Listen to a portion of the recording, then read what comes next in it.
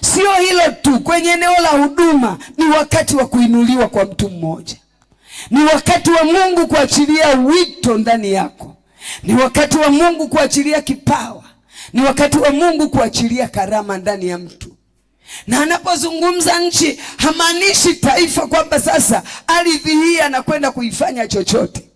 Ni wewe. Anapozungumza nchi, anakumaanisha wewe, ya kwamba ataachilia mvua juu yako, ataachilia baraka juu ya mama yule, ataachilia baraka juu ya kijana yule, ataachilia baraka juu ya baba yule, ataachilia baraka kwa watoto. Nchi inamwakilisha mtu. Mara nyingi tunasoma kwamba Mungu anazungumza ewe Yerusalemu, anazungumzia wewe Yuda, anazungumzia wewe Sayuni. Anamaanisha wale watu wakaao kwenye ile nchi, ya kwamba ni mvua anaiachilia kwa ajili yako. Mungu anakwenda kwa ajili yako. Hata hiyo ardhi Mungu ataifanya itoe mazao kwa ajili yako wewe. Hiyo biashara Mungu anakwenda kuinua. Hata libariki soko, anakwenda kukubariki wewe. Kwa ajili yako watu watakufuata. Haleluya. Wakati ni majira muhimu kwa Mungu. Anasema ataachilia hizi mvua kwa wakati wake. Ndio maana tunaambiwa tusichoke kutenda mema, tusizimie mioyo, kwa sababu tutavuna kwa wakati wake. Majira ni ya muhimu kwa Mungu. Anasema ataachilia baraka kwako kwa majira yake. Kwa majira yake. Ya kwamba wewe ni binti unasoma, ni kijana unasoma, Mungu kwa majira yake atakupa kumaliza hiyo shule. Kwa majira yake atakupa nafasi ya chuo. Kwa majira yake ukimaliza anakupa kazi. Kwa majira yake Mungu anakupa ndoa. Kwa majira yake Mungu anakupa watoto. Kwa majira yake Mungu anakuinua. Kwa majira yake Mungu anaenda anakukuza. Majira ni muhimu kwetu sisi, na Mungu anayatumia kutufanikisha. Bwana Yesu asifiwe. Wala hatakupa utajiri uzeeni. Atakupa ukiwa kijana ili ufurahie matunda ya kazi unayoifanya. Anasema atakupa mvua za vuli na mvua za masika. Hizi mvua zina umuhimu wake, si tunazijua Vuli ni mwezi gani? Ni zile mvua za kuanzia mwezi wa 10, wa 11, wa 12. Na masika ni zile mvua za kuanzia mwezi wa 3, wa 4 na wa 5. Manake hizi mvua zote zimebeba baraka. Kuna mazao wanalima kwa majira haya na mazao mengine wanalima majira mengine. Na lengo la kuachilia mvua za vuli na masika ni kuhakikisha kuna nafaka za kutosha. Kuna utoshelevu kwa kila majira. Mungu hataki pawe na njaa. Anaachilia mvua katika misimu yote ya masika na vuli. Ni mwezi wa ajabu, ya kwamba maeneo yote Mungu anakwenda kuachilia mvua kwenye maisha yako. Hapata kuwa na kilio. Wala sio kwamba atakubariki kwenye ndoa halafu akunyime uchumi. Haleluya. Wala sio kwamba atakubarikia kwenye huduma halafu akamate ndoa yako. Mungu anakwenda kufungua milango kwa majira yote ili uweze kuzipokea baraka zote. Halafu ni Mungu wa ajabu. Anasema kwenye hiyo nafaka, maana yake akikupa nafaka, sio hiyo nafaka tu, atakuwezesha kwenye hiyo nafaka uweze kupata divai, kwenye hiyo nafaka uweze kupata mafuta. Maana yake hicho baraka ambayo Mungu ataiachilia kwako itakutosheleza kwenye kila kitu. Nikawa na yatafakari haya mambo na kuangalia tu. Kwa mfano, Mungu akubarikie kwenye eneo la uchumi. Aibariki biashara ya mtu mmoja kwa mwezi huu. Amuinue kabisa. Mungu atapata matokeo. Ya kwamba kwa mtu mmoja biashara yake kuimarika. Huyu mtu akiwa, kumbuka condition zile anazo, kwamba analishika neno la Mungu, maagizo ya Mungu anayo, anao moyo wa kumpenda Mungu, anao moyo wa kumtumikia Mungu. Bwana asifiwe. Halafu biashara yake imesimama. Maana yake nini? Wajane watanufaika kwa sababu atawabariki na kuwawezesha. Yatima watasoma kwa sababu atawawezesha na kuwasaidia. Bwana asifiwe. Kazi ya Mungu itajengwa.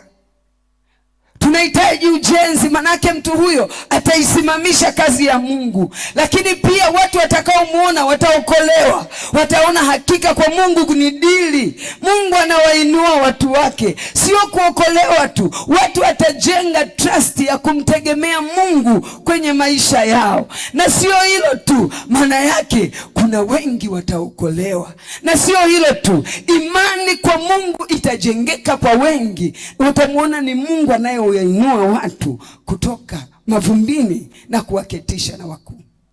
Nimetaja faida kama 8 za mtu mmoja tu mwenye hofu ya Mungu, mwenye kuyashika maagizo ya Mungu, mwenye kumpenda Mungu, mwenye kumtumikia Mungu, halafu Mungu akamuinua kwenye uchumi.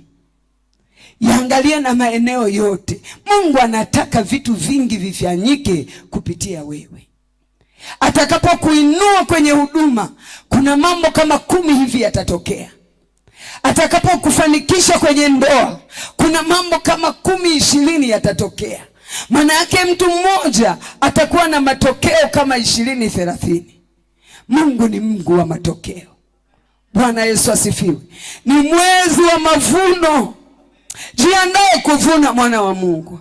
Ni mwezi wa mavuno. Jiandae kuvuna.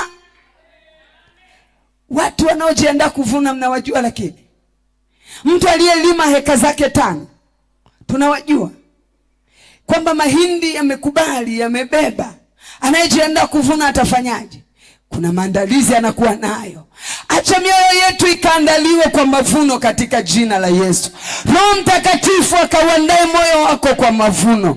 Roho Mtakatifu akakuandae kwa ajili ya kuzipokea hizi baraka. Mungu atubariki. Tutembee kifua mbele, tukiwa tayari tunaziona baraka zetu mbele yetu. Mungu atupe utayari. Mungu atupe maandalizi. Hizi conditions zilizowekwa, acha ikawe ni sehemu yetu. Nimezizungumza kwa ujasiri kwa sababu yamekuwa ni maisha yetu kama kanisa. Sio jambo tutakalolianza leo, ya kwamba kutafuta kuisikiliza sauti ya Mungu, kuyasikia maagizo ya Mungu anayotuagiza, umekuwa ni kauli mbiu yetu. Kumpenda Mungu imekuwa ni zoezi tunalojifunza kila siku. Kumtumikia Mungu imekuwa ni wimbo wetu, tunahamasishana. Hakuna jipya katika hili. Tunayaweza na tutavuna. Tunaweza na tunavuna. Wala hili sio sharti gumu la kutuzuia kuvuna. Watu wanaotarajia mavuno wapunge mikono kwa Bwana. Ni mwezi wa mavuno. Bwana atupe kuvuna. Ni mwezi wa mavuno. Tuzivune roho za Kristo, tuzilete. Ni mwezi wa mavuno. Ukazivune baraka zako. Ni mwezi wa mavuno. Bwana akakuongeze na kukuzidisha. Ni mwezi wa mavuno. Bwana akaiandae gara yako. Ni mwezi wa mavuno. Bwana akupe utayari wa kuvuna. Bwana akuandae kumiliki mamilioni. Bwana akuandae kumiliki baraka. Bwana akuandae kuwa mtu mkuu. Bwana akuandae kukuinua na kukupandisha. Jiandae kupanda viwango vya juu. Jiandae kuinuliwa. Jiandae kukaa kama mtu aliyebarikiwa na Bwana. Jiandae kutembea kama mtu aliyezibeba baraka za Bwana. Jiandae kuwa kama mtu aliyeinuliwa na Bwana kwa jina la Yesu. Acha kulielia njaa. Acha kulielia shida. Anza kutembea, anza mazoezi ya kwamba waliobarikiwa wanaishije, wanatembeaje, wakikutana na changamoto wanaihendeje, wakikutana na mambo magumu. Hey, nenda kaulize hata kina Bill Gates, kamuulize hata Azam, kamuulize Bakresa, kama hawana shida kwenye maisha yao. Ziko changamoto. Kuna siku nilimsikiliza akiwa anazungumza na masaa machache anayolala. Haleluya. Hekima ya Mungu ituongoze kuweza kuvuna na kutumia kwa faida yale mavuno ambayo Bwana anaachilia kwetu. Mungu atubariki na kuachilia neema hii kwa jina la Yesu. Mungu achilie neema kwenye maisha yako. Leo ikiwa ni tarehe 1, Bwana atengeneze njia kwa ajili yako. Leo ikiwa ni tarehe 1, tembea kwa ujasiri wewe unaenda kuvuna. Mavuno yako Bwana akayafunike kwa damu ya Yesu. Mavuno yako Bwana akayahifadhi kwa kwa ajili yako. Chochote utakachovuna hakitaliwa na nzige, hakitaliwa na tunutu, hakitaliwa na madumadu, hakitaliwa na palale kwa jina la Yesu. Bwana afunike mavuno yako ya mwezi huu. Bwana afunike baraka zako zote kwa jina la Yesu. Mungu atubariki na kutusimamisha katika jina la Yesu Kristo. Amen. Basi niwakaribishe vijana kwa ratiba zinazofuata.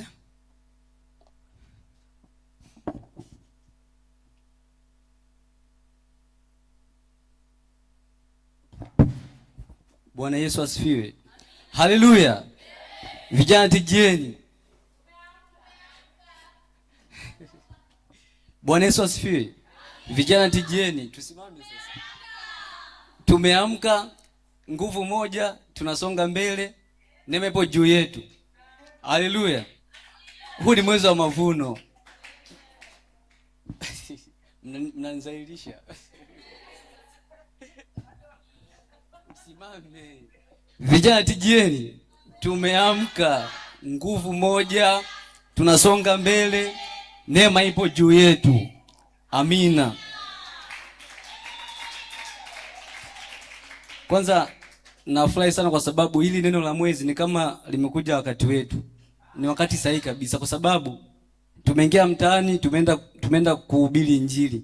Hivyo tutarajie mavuno. Bwana Yesu asifiwe. Haleluya. Lakini pia tumepewa condition mbili. Tumepewa condition hizi, terms and condition.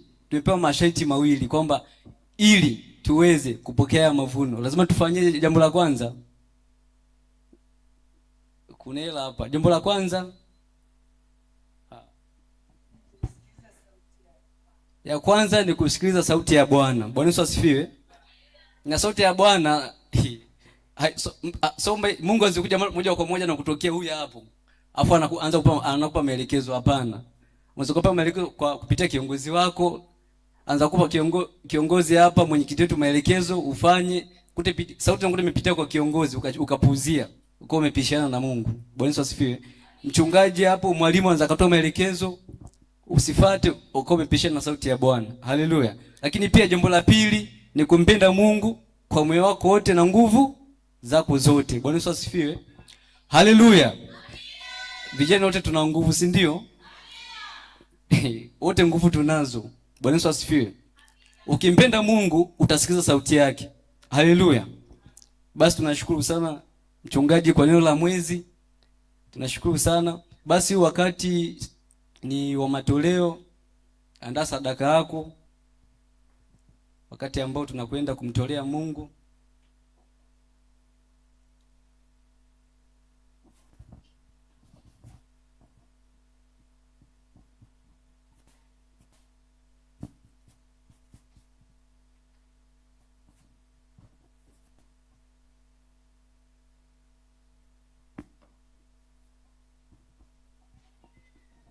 Watu waliposikia ni wiki ya vijana, wao wakahisi ni wazee, kwa wakatulia nyumbani.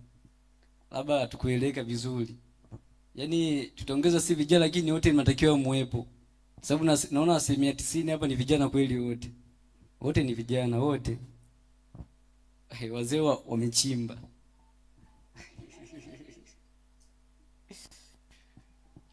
Basi naomba nimkaribishe mwenyekiti aweze kuziombea sadaka.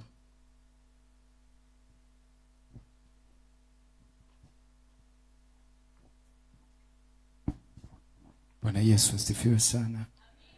Basi tutaenda kuombea sadaka ambayo Bwana ametubariki. Hebu anza kuiombea wewe mwenyewe hii sadaka. Nini unataka Mungu akufanyie kupitia hii sadaka? Baba, katika jina la Yesu Kristo aliye hai, tunasema asante Bwana kwa nafasi ambayo Bwana umetupa kutolea wewe. Mungu, tunakutukuza wewe katika hii nafasi Bwana. Tunaomba Bwana matoleo yetu uyabariki na uyapokee Mungu, katika jina la Yesu Kristo aliye hai. Yoyote ambaye ataenda kunyosha kutolea wewe, ninaomba Mungu baraka zako zimfuate Bwana katika jina la Yesu.